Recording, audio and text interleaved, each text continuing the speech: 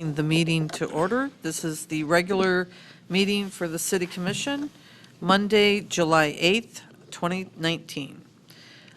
Please rise and join me in the Pledge of Allegiance.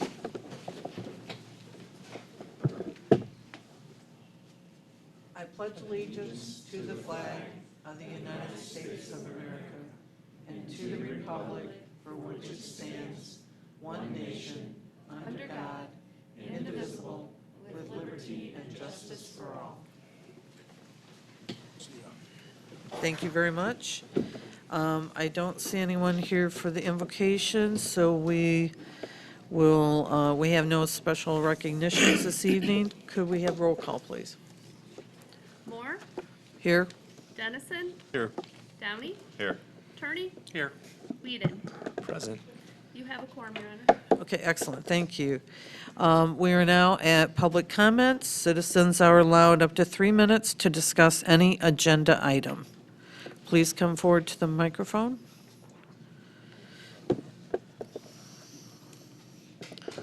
Cindy Benson, 212 Cecil. I had been thinking of coming up earlier on your discussion of 8B with the lighting. I'm not saying I understand the money issue. I sort of do, what you're saying. But on the one day a week, now that I'm retired, that I have to get up and walk my dog at 5 a.m., in the wintertime in particular, I want better lighting. As it is, I go up to Mattia Court because it's well lit. But I should be able to walk anywhere at 5 a.m. and be able to see where I'm going without tripping over sidewalks that are like this. So, and I have a black dog. So even running into him, I can't sometimes see him when it's that dark. So I'm really interested in new lighting. And even if we don't go with this dude and this program, could we get some more lighting up there? Can I buy you a flashlight? You know I'm just what? kidding. I really did think of using a flashlight, but you know what? I discovered that things are drawn to flashlights. When you're reading in bed, spiders are drawn to flashlights. And when you're out in the woods, things are drawn to flashlights. I don't want a flashlight. I don't want to be drawn to anything. So could we get better lighting? All right, thank you for your Thank you. comments. Thank you, Cindy. Is there anyone else wanting to come forward? Okay, not seeing anyone come forward. We will move to the consent calendar. Is there a motion to approve the consent calendar? I don't believe we have any amendments. I'll make the motion that we accept the consent calendar. Okay. I support. Okay, we have a motion and a second. Moore, Yes. Dennison, Yes. Downey, Yes. Turney, Yes. Whedon. Yes. Motion carries. Excellent, thank you very much. Okay, now our report. Buchanan Tree Friends, consider approval of planting trees at the Common. Would you please come to the podium and speak into the microphone, please? Hi there. My name is Richard Martin. I'm a representative of the Buchanan Tree Friends, and I believe that you all received a map. Looks like you have one. We are proposing that we plant 7 trees this summer and fall. This summer because we've purchased a few. We had a good deal and we got some trees. The others will be in the fall, which is better for planting, but we're going to make sure these are watered well. And we've met with the Buchanan Area Recreation Board and told them what we plan to do. And I think this same map was sent to them last night. And we met with Beth Chubb of the Common Committee. And she walked around and approved where we would like to plant these trees. They don't seem to block anybody's vision from the stage. And I'd just like for your approval to allow us to plant those. Are there any questions or comments from anybody? Mayor, Sure. I'd like to say, I like the placement of the trees. I know that previously you had asked for additional locations and that was brought up with the common committee. in the Farmers Market Committee, which I'm on as well. And obviously, we all love trees in Buchanan, right? That's the beauty of living here. And I think that the placement of these trees is fantastic. I think that we had added additional, I think originally we didn't have these two in here, right? Was that the, I think we had yeah. had somewhere else, and then we had Those made an aren't inquiry. really for the common, I don't think that's common property. Correct. But we've For added an those aesthetic. because we had somebody who had purchased trees and would like to see them there. Yeah, and I think that's great. I think that's a wonderful placement. It's an open area that, you know, individuals could play in. So I'd like to say thank you for deciding on those areas. Well, thank you. You're welcome. I should mention that these are all tribute trees. They've already been paid for by individuals who would like to have them in remembrance of a loved one.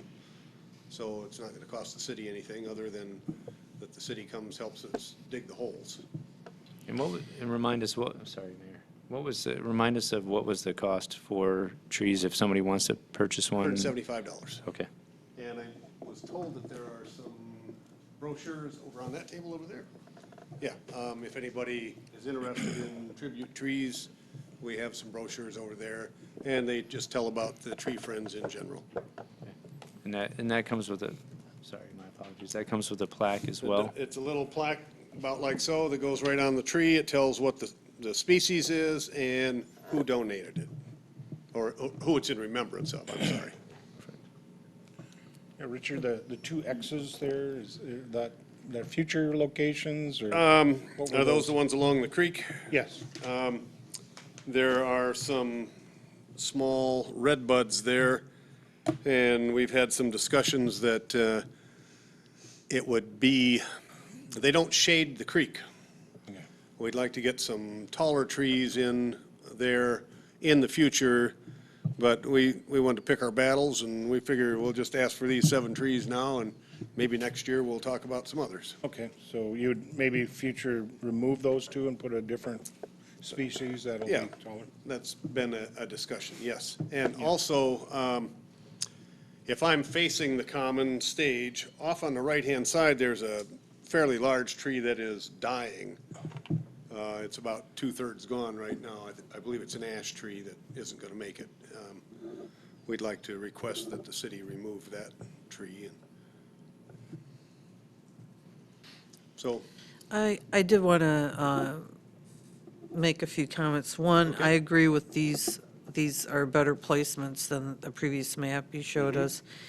Also, in your comments here, the written comments, you're planning to explore putting some trees along the west side of the commons, which would hopefully give us shade, but at the same time, I don't know if you're aware that when the city put in the farmer's market, there was wiring and infrastructure already in place for another wing of that. no, I was not aware of So that it may get into that whole area that you, so be cognizant of that there's infrastructure there. Also, that. Whenever know. we do plant a tree, we call Miss Dig first. okay, But I understand that Yeah. we don't want to plant something where No. there's already infrastructure planned. yeah. And, I mean, unfortunately, I've long advocated for this tree that's by the bathrooms to be moved, but I've been told it's too large to move very easily. But that is a wanted tree in an unwanted location. So if maybe you guys can think of some other solutions to keep that tree alive and move it to a place where it would provide better shade somewhere where. I'll go down and take a look at that. Yeah, it's really a beautiful tree, but it's raised the sidewalks up, and the roots have created issues with everything, so. But I agree, this map, your plans here are very good, except I do like to argue about removing any redbud trees in the city. So when you come time to do that, we'll argue that. All right. Okay, Sounds fair. all right, that sounds good. Cameron? Cameron? Yeah, I'm with Mayor on the redbuds. If we choose to remove those, I would like to put some new ones in because they're a lot smaller than the other trees we're probably putting in. Yes. So, you know, it wouldn't hurt to have a couple of small redbuds in there, move them around, and probably new is much easier.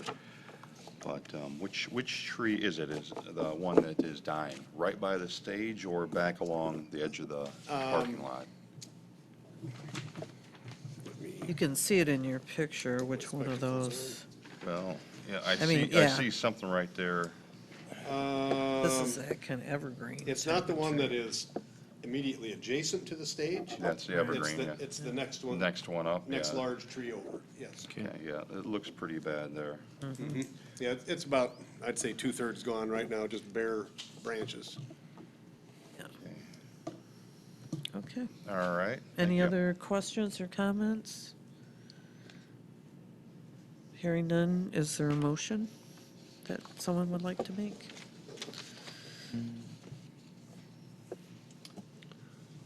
I would make a motion that we just approve the placement of these trees in the common. Is there a second? I'll move the second. Okay. Any further discussion on the motion and the second? If not, could we have roll call, please? Moore, Yes. Dennison, Yes. Downey, Yes. Turney, Yes. Whedon. Yes. Motion carries. All right, Thank thank you very much for your time. We Thank you. appreciate all Thank you. your volunteerism and efforts. Thanks, Richard. Okay. We are now moving on to unfinished business. Consider approval of the medical marijuana facility permit renewal for Ohm of Buchanan.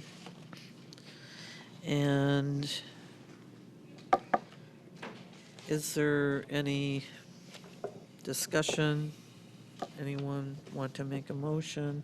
This is something that has been considered previously and is back before us. So go ahead, Deborah, if you want to.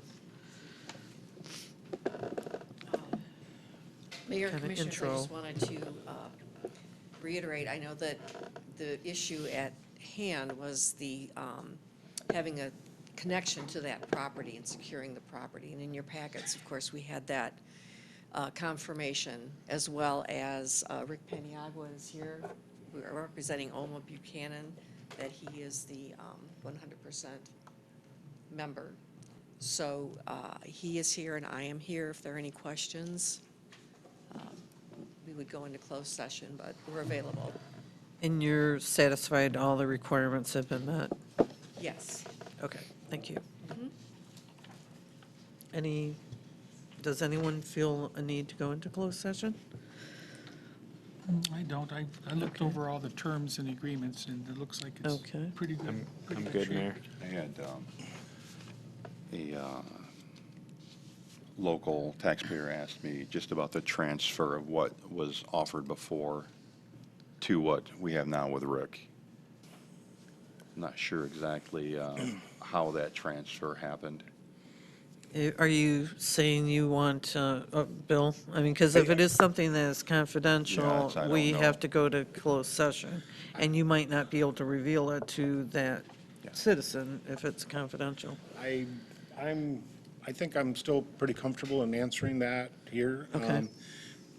Rick represents a continuity from the original applicant of being Oma Buchanan. Rick's always been the face of that, and we've progressed. He's had a couple of misdirections that he's, held things together, but he represents Oma Buchanan that originally received the permit. So, in my opinion, that we have that continuity with him. Now, he hasn't transferred anything to anybody, as far as I know. And that still is consistent, and so I think right now we have the continuity that I'm comfortable with, I think Deb's comfortable with, that is still part of Oma Buchanan. Okay, So thank you. He's, again. Satisfied yeah, with okay. that answer? Okay. Yeah, Is I'm that good. okay? Yeah. All right, good. So is there any other general questions or any other discussion like that? If not, let's have a motion. I'll make a motion to consider the approval of the medical marijuana facility permit renewal for Oma Buchanan, previously extended to June 24th. So you're making the motion to approve the permit? Renewal, okay, very good. Any second. supports? Okay, very good. Any further discussion? Seeing none, shall we have roll call, please? Downey, Yes. Moore, Yes. Turney, Yes. Whedon, Yes. Dennison. Yes. Motion carries. Very good. Thank you very much, everyone. Okay, now we are at our AEP contract program.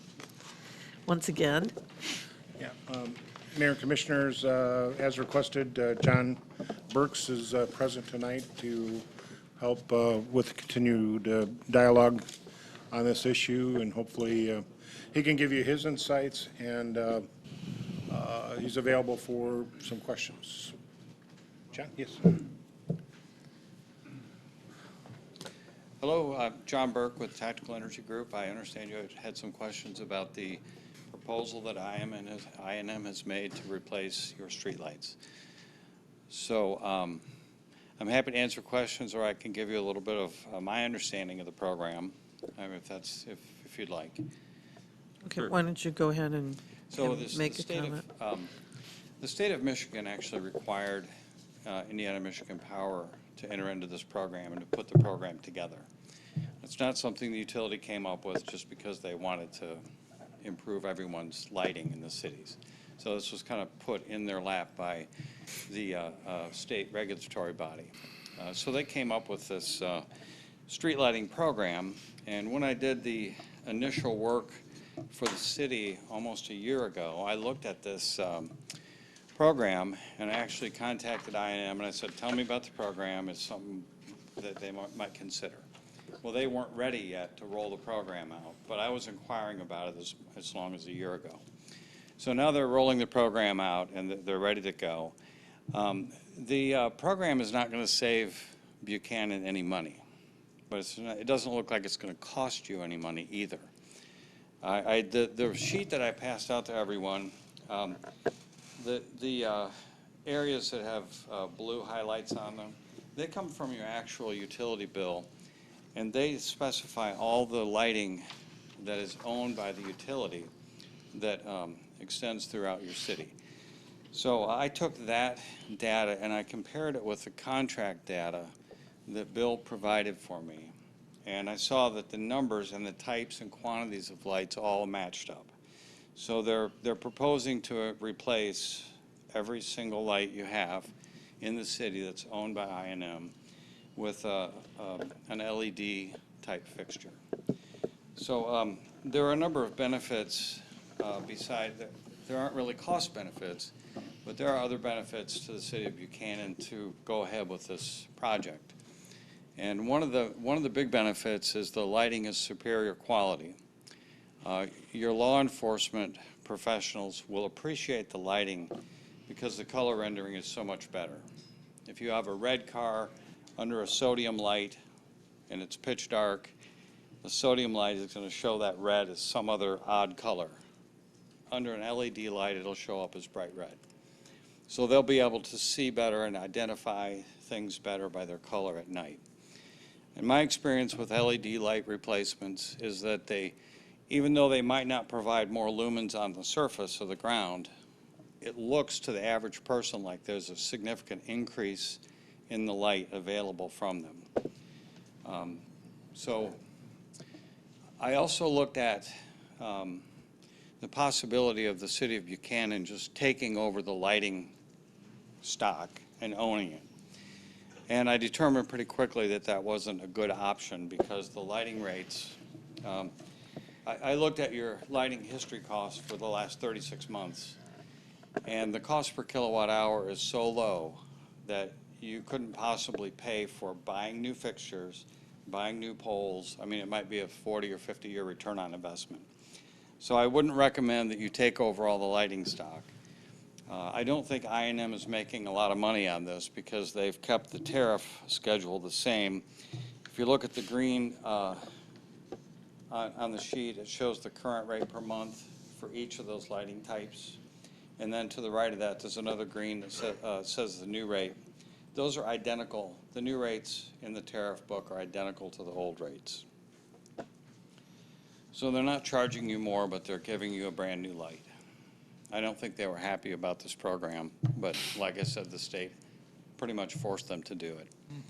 So, at that point, I mean, the other benefit for this is it's going to dramatically reduce energy consumption. And for those who are concerned about reducing energy consumption as a public priority, there's a great benefit, 60 or 70% reduction in kilowatt hours for the same or more lumen output on the light fixtures. So I think it's a good program to do. I think there are benefits to the city. So, I mean, that's about all. I mean, that's, if you have questions, I'm happy to take them, so. Does Commissioner Attorney? Thank you, Your Honor. I tried to explain to the board because I worked for a utility for 30 years, okay? And they keep looking for cost savings. The only way you can get cost savings from a utility, any utility, the more you use, the less you pay. Well, that's going to be defeating the purpose here because you're still paying more, but for something that you already have. And I try to explain that you're getting something that we should not be taking advantage of, or should be taken advantage of, because our maintenance people are going to be using their time to change the lights, and the lighting system is good. Like I said, I worked for utility for 30 years. So thank you for bringing all that stuff up some of that stuff I had said before. Thanks, John. Sure, sure. Anyone else have a question or comment? Yeah. Commissioner Downey?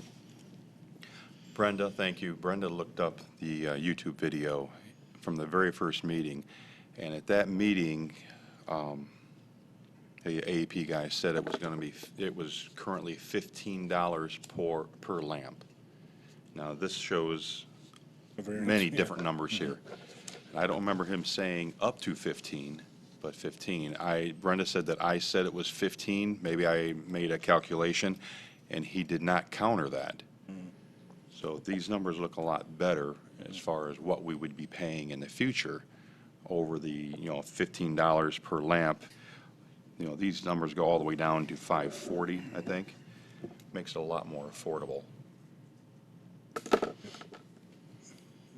Now, in the blue, help me out here. Are all of those numbers supposed to be added up together to get that total at the bottom? Where it says rate or under the amount section? Yeah, under the amount. All those are totaled in both boxes? Yes, they total out to 1238. I'm not sure how that works. 47, and then, Because in the very top line, the first box is 1223. let's see. I cut and pasted those, so I'm not sure how they appeared on the bill. I mean, the key thing is the rate per light fixture, which is under the column to the left of that. It's what they charge every month per light fixture. And I just compared those rates with the new tariff rates, which are also published in the tariff book, and they're identical. So if your AEP representative said there was going to be additional costs, I'm not sure where that's coming from. Is that what they said? No, I don't think he mentioned anything about any additional costs. No. It would be the same cost moving forward. And I would be happy to monitor that. When they get the program finished, the next few bills after that, I'd be happy to review that for you, just to make sure that you're being charged correctly according to the rate book. At that point, there probably be no going back, though, because Well, we're signed to a contract. But they have to bill you what is in the rate book, because the rate book is a contractual agreement between the state, the utility, and the customer. Neither of those parties can change it. I mean, that's an agreement, an established agreement, and you have rights. If they publish a rate, they can't charge you anything different than that. Yeah. The only way they can change the rate is to go to the Commerce Commission, and in this case, it's Michigan's Commerce Commission. Each state has their own Commerce Commission that a utility has to go to and has to go in front of them and say, this is why we want to raise the rates. And they cannot raise the rates unless that board approves it. And every customer has the right to object and That is also intervene in that correct. process. So it's an open process, and it's a lengthy process. It sometimes takes a year or a year and a half to go through a rate case adjustment. So, My offer to you is that I will look at your utility bills once the project is done, should you decide to do it, just to make sure that they're billing you the correct amount according to the rate book, so. Okay. My concern all along has been that we're going to get these lights. They're going to be great, they're going to be bright, and they're going to use half the power. Okay, and we're still going to be using or paying the same amount that we have been all along, which is good as long as the cost, the additional cost is going to reimburse them for the labor that they put into this. And that's okay, they need to make money too.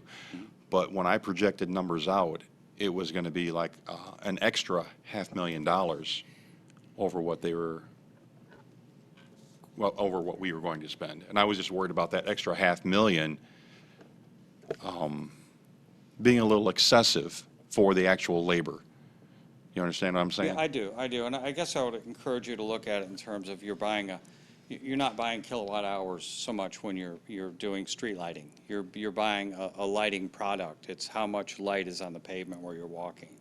So they're going to deliver at least what they were delivering before, and most likely more light on your pavement. So in my view, they're giving you superior lighting that will give you more light for the same money. Now, sure, they have to factor in their cost for their fixtures, and it's going to be a long process for them to pay them back.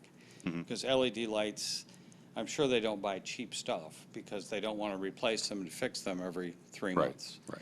So they're investing in high-quality products that will reduce their maintenance cost. So, Well, looking at these numbers being so different than what was originally proposed to us, I'm on board with it now. Okay? And I think you have helped us, really clarify what the right direction to go into, Commissioner, City Manager. Commissioner Downey also brought up, and I'll ask you to maybe look into a crystal ball. Do you see the Service Commission in the future saying, okay, AEP, you've made your money back on this project, now we can pass on some of the efficiency savings to the communities? Do you see that as a possibility in the future? I mean, that was kind of alluded to by AEP, that's a possibility, but that's a hard question to I know answer. it is. Because, I know only it is. because there's so many renewables coming onto the grid in Michigan. Right. And there are tremendous costs associated with integrating renewable energy into a grid. And we've reached the point in the grid where the amount of renewables is now pushing the reliability. It's hard to integrate intermittent energy into a grid.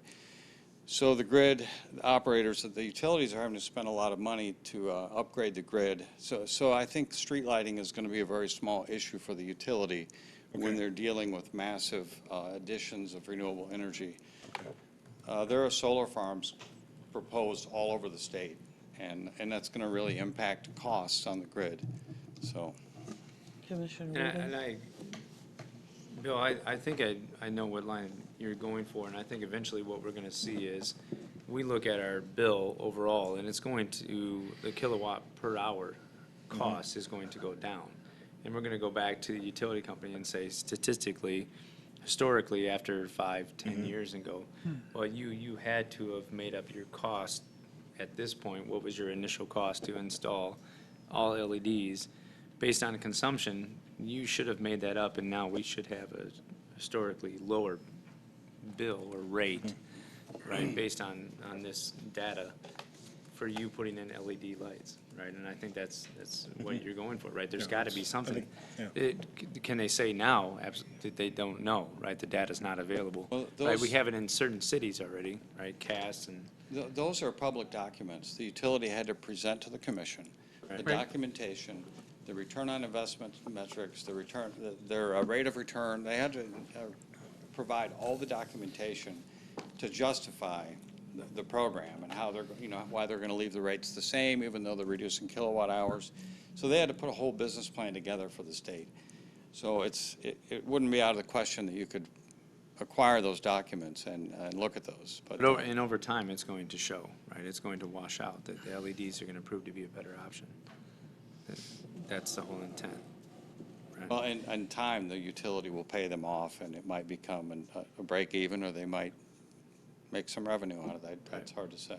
Commissioner Attorney? Just to kind of let you know, when a utility wants to do any type of a rate increase, a rate decrease, or no rate at all, it takes up to a year for that utility to put all their paperwork together, get all their documents, to sit down with this commission, not this commission, but the utility commission, which is the Commerce Commission, and it has to explain their case item by item by item. It's not a 1, 2, 3 thing. It could go several months. It doesn't matter what type of rate, like I said, up, down, or nothing. They want to see it before they'll say, okay, it's approved. Am I right? Sure. One more thing in closing. If you are interested in intervening in the next rate case that the utility files, You can go. I can tell you it's a long and difficult process, but when a customer intervenes, the utility says, okay, they pull them aside and say, okay, well, what can we do for you? Because the utilities don't want a bunch of people intervening in their process, especially when they're seeking a rate increase. So if you, For instance, like Semco, they wanted to put in, a rate increase. There was a thing in our flyers that says they are going to be at a certain board on a certain date. If you have any questions or want to make a comment, you go to that particular meeting and you sit there and you say, hey, I have a question, or I don't like this. So they have to publicly, just like we have to put our out, they have to too. There's going to be a meeting and such date. Please show up. Okay, John, go ahead. but if you want to officially intervene and take an attorney with you, then you're an official intervener and you file as an intervener in that rate case. The utility will seek you out, and they want to placate anybody who's an intervener and get them to the point where they then support the action the utility is considering. And they usually get to that by passing out some incentives or we have a $50,000 grant that we can make available to you for a certain project, those sort of things. But the intervention process is costly and time-consuming, but it usually ends up with a good outcome for the interveners. So, Thank you. you're welcome. Any other questions? If not, I'll entertain a motion of some sort. I mean, I'm not spoon feeding you guys. I'll make a motion to approve the contracts with AEP for new street lighting. Okay. I very will good. second the motion. So we have a motion and second. Is there any further discussion on the motion that's before us? See none. Roll call, please. Dennison, Yes. Whedon, Yes. Moore, Yes. Downey, Yes. Turney. Yes. Motion carries. Hallelujah.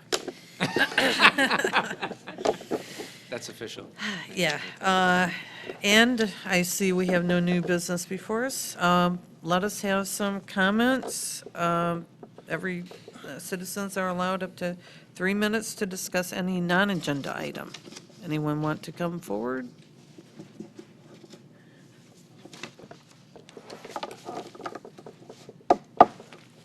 Cindy Benson, 212 Cecil Street. I want to thank whoever is in charge of that street sweeper that went through.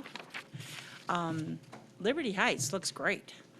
There had been, those storm drain things clogged and messed up for eons, and it's all cleaned up. And for that Red Bud weekend, everything looked nice. So whoever was that, give them a special thank you, because several of us up there commented about it. Oh, good. So, thank you. Thank you, Cindy. You bet. Thank you. Anyone else want to come forward?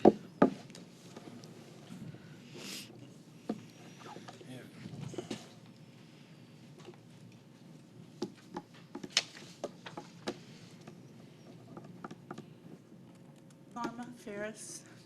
I'm a resident. Two things. One, thank you for talking about items that are on the agenda. We'd like to know that you do concern about us.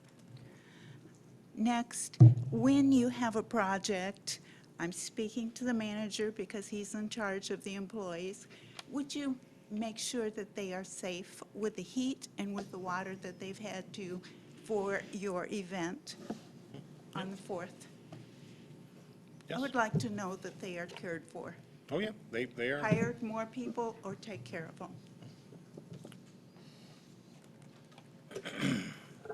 Thank you. Is there anyone else wanting to make a comment?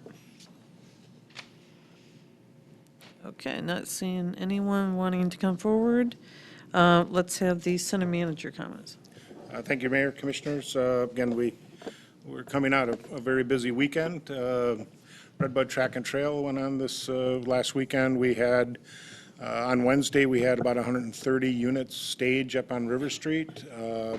Large RVs, trucks pulling trailers, a lot of activity up there. We did run the shuttle to help support the number of people that staged up there ahead of the gates opening up at 6 o'clock on Wednesday. We provided about 30 rides on the shuttle, taking people into town, both downtown and uptown, and to the different restaurants and the dollar stores and the eateries downtown as well. So that was very positive. Our shuttle service for the track during the event was pretty disappointing. Not too many takers.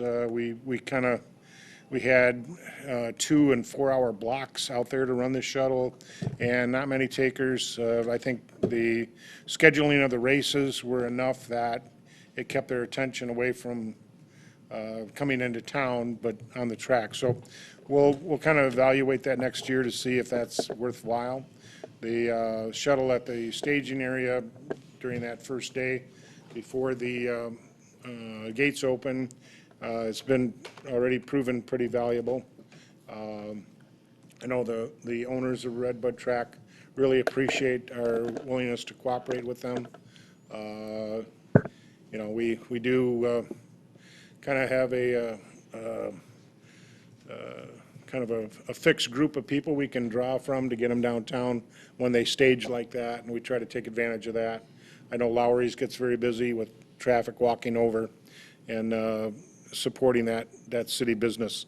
So again, they estimate the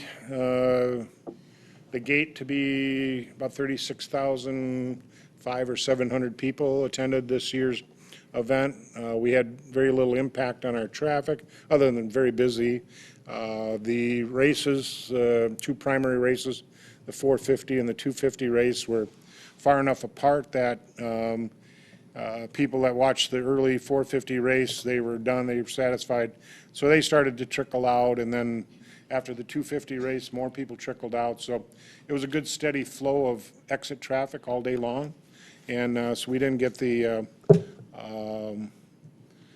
really the backup we normally do. And then there was a lot of campers, and they stayed overnight anyway till Sunday, and then they exited. And if you drive by the track, you can see the remnants of all the people that were there. It takes them about a week to clean up afterwards. I'll move into the new intersection up there. I think that was very helpful. And if you take a look at it, I think it came out to be a success. It looks really nice. It's functioning as designed. We had to do a little tweaking with it, but the lines are painted. I think it's flowing pretty well. And again, it's a managed system, so it recognizes vehicles in certain spots, and it'll process and manage those vehicles to get them through that intersection as quickly as possible. So that was I think a pretty good success, and I think everybody involved, the contractors, getting that done almost on target. They had an extra day to get the lines painted, but it worked out pretty well.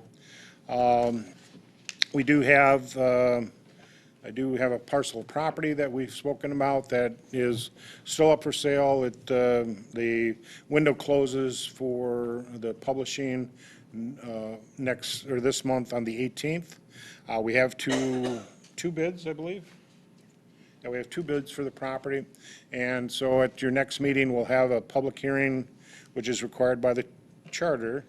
We'll have that ahead of the next meeting, and then you'll be provided with the whatever bids we have to make a decision on who you'll sell that property to. So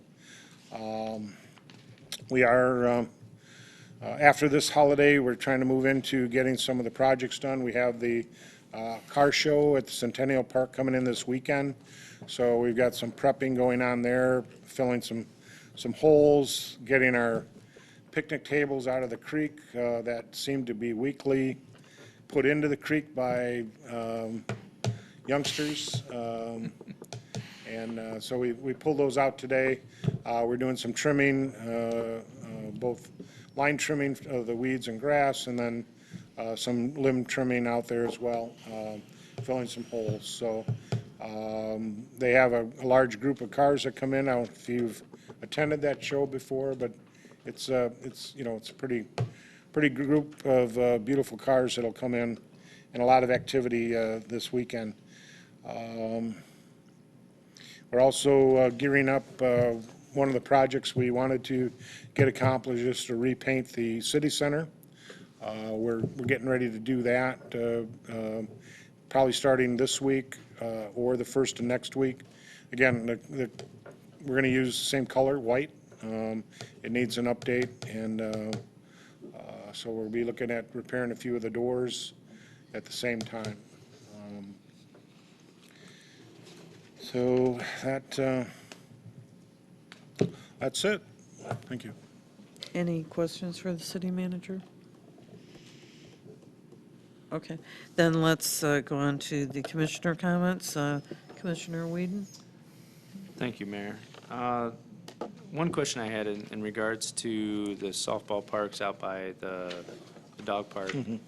Some individuals had brought it to my attention that they were chained and locked they weren't able to access the softball parks. And they said it looked like there was new chains and new locks. So is that customary for that area at this time of year, or is it something that?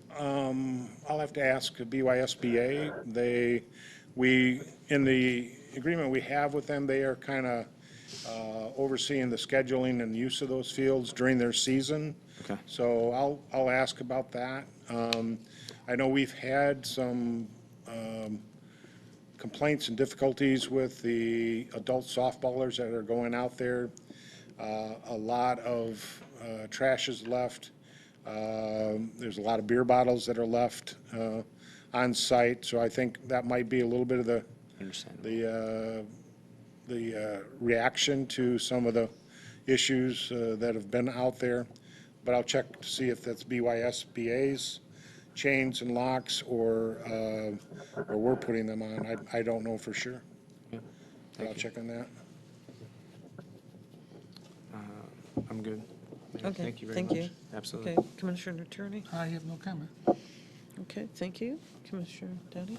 Yeah, all right. Okay. Talked to JT the other day, and I had a question at the last meeting about the weeds along the creek.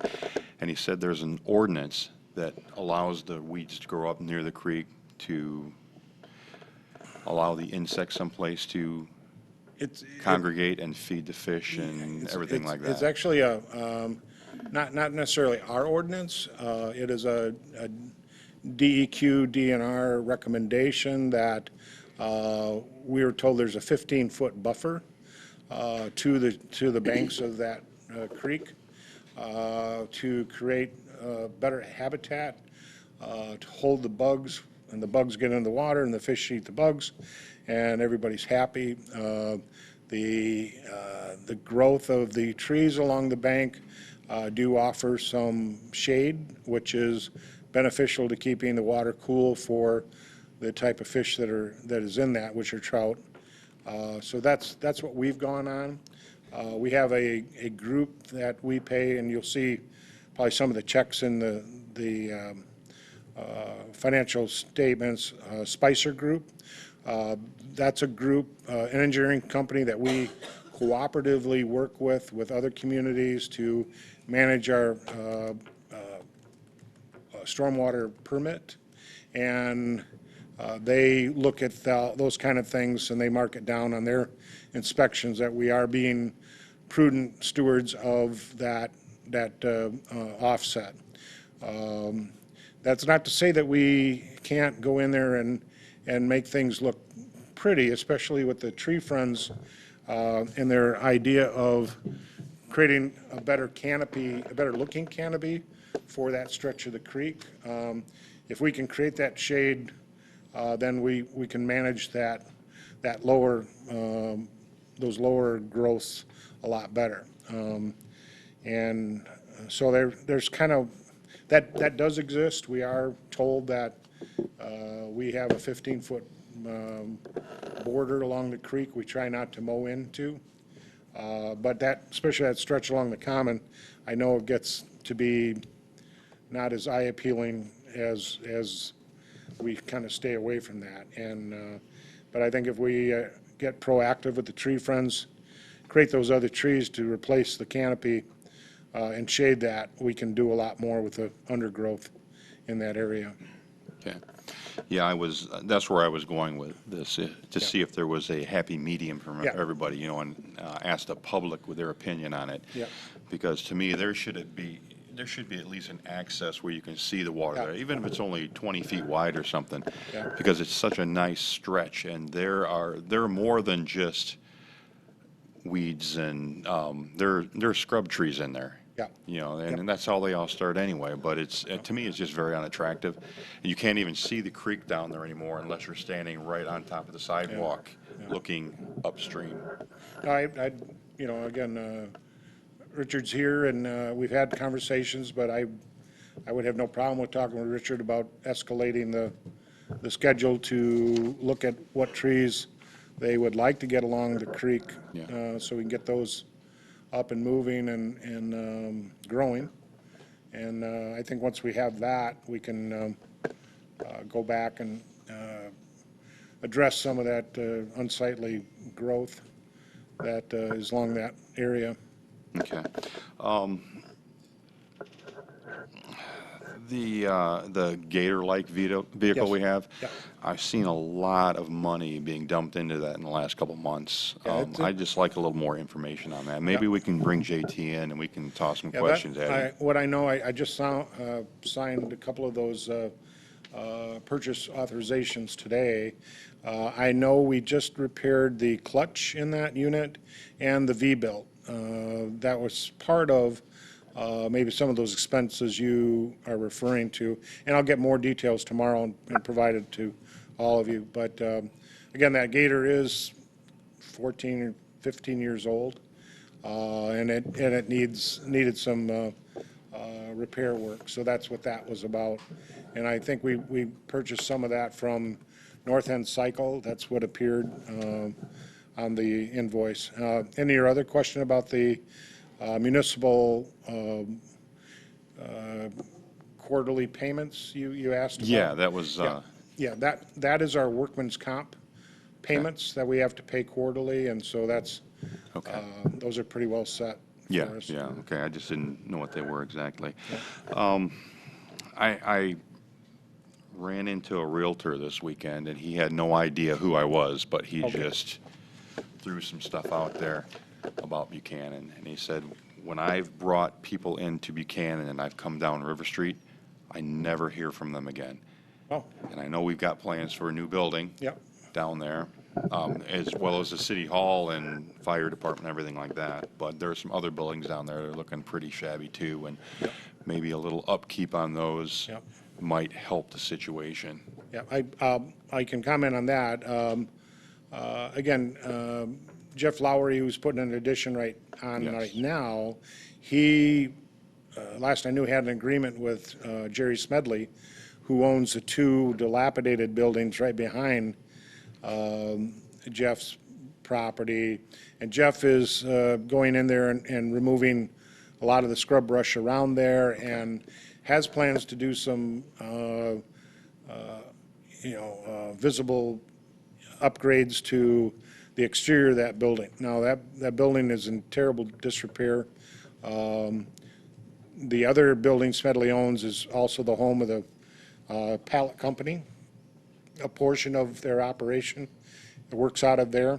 You have G2 or 7 engines just now drilling the foundation bolts in the one slab because their building has arrived. It was in the briefing, Right, the picture of last the week. building. And so you'll start to see that shell going up, and hopefully that'll add a little better look to River Street. And again, and again, something I wanted to mention that I forgot is that our interest or inquiry into the purchasing of the feed mill property, we have gotten some numbers back on what it's going to cost us for a demo of that main building, which includes removal of the greenhouse, which includes the removal of the three trailer storage bins that they have there. It does not remove the big silos along the railroad tracks, but it does remove the overhead auger feeder that is a little hazardous looking. We would remove that. Now, that number comes in about $40,000 for that demo.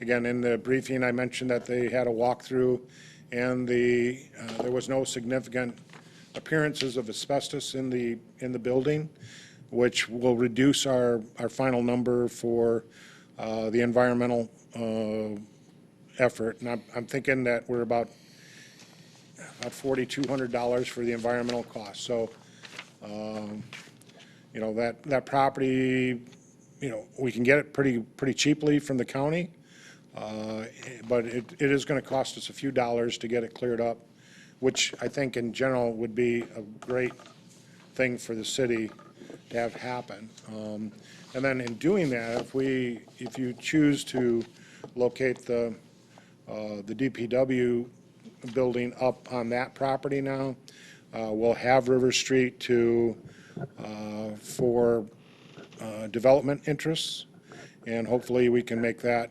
corridor look a lot better with, you know, something in the future that we can put there.